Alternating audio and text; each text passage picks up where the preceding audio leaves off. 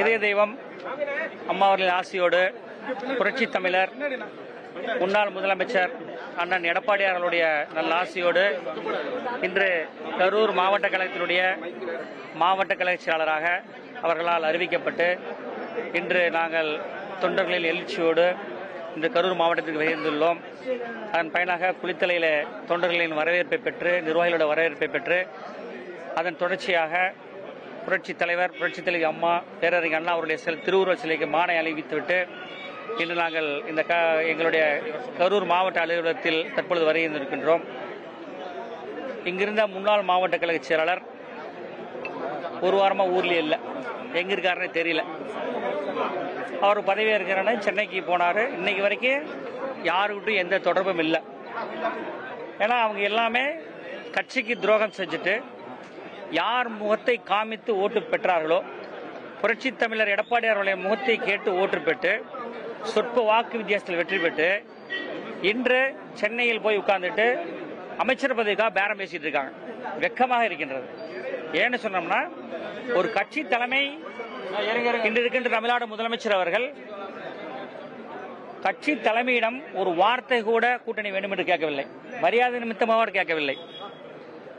ஆனால் இங்கு இருக்கின்ற ஒரு பதவி ஆசை வெறிபிடித்தவர்கள் ஒரு குழுவாக பிரிந்து சென்று அமைச்சர் பதவி வேண்டும் என்று சொல்லி அங்கு அலைந்து கொண்டிருக்கின்றார்கள். அதன் அடிப்படையில் எடுக்கப்பட்ட நடவடிக்கையின் அடிப்படையில் இன்று கரூர் மாவட்ட கழக செயலாளராக என்னை மாண்புமிகு புரட்சி தமிழர் அண்ணன் எடப்பாடி அவர்கள் நியமித்துள்ளார்கள். இன்று ஒட்டுமொத்த தொண்டர்களின் ஒட்டுமொத்த மக்களின் மனநிலை என்பது வேறு, அங்கு இருக்கின்ற தலைவர்களின் எம்எல்ஏக்களின் முன்னாள் மாவட்ட செயலர் நிலைமை என்பது வேறு. அவர்களின் உணர்வுகளுக்கு எதிராக சென்று விட்டார்கள். இன்று நாங்கள் அலுவலகத்திற்கு வருகின்ற பொழுது இந்த இடம் புரட்சி தலைவி அம்மா அவர்களால் உருவாக்கப்பட்டு புரட்சி தலைவி அம்மா அவர்களால் கட்டி வைக்கப்பட்டு புரட்சி தலைவி அம்மா அவரால் திறந்து வைக்கப்பட்ட மாளிகை இந்த கரூர் மாவட்ட அலுவலகம். இந்த அலுவலகம் என்பது ஒவ்வொரு தொண்டனின் ரத்தத்தில் உருவானது. ஒவ்வொரு தொண்டனுக்கும் இந்த இடத்தில் பங்கு உண்டு. இன்று புரட்சி தமிழரின் முகத்தை காமித்து பதவியை பெற்று சென்னையில் உட்கார்ந்து கொண்டு இங்கு இருக்கின்ற ஒவ்வொரு தொண்டனும் ரோட்டில் உட்கார்ந்து கொண்டிருக்கின்றோம். அலுவலகத்தை பூட்டி சென்று விடுகிறார்கள். இது வன்மையாக கண்டிக்கத்தக்கது.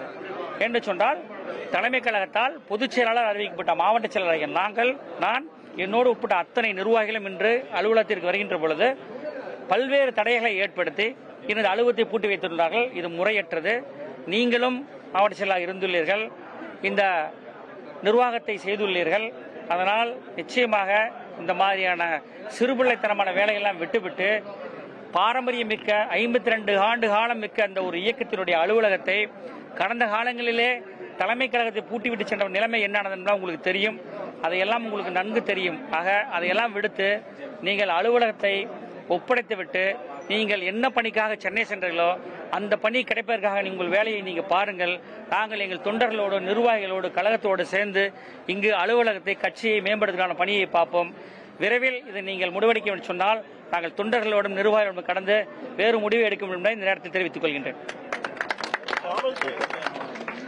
இல்ல, காவல்துறை வந்தாங்க, அவங்க மாலை போடுறதுக்காக அனுப்பிச்சாங்க. அவங்க சைடு எந்த பிரச்சனையும் இல்லை, எதுவும் இல்லை.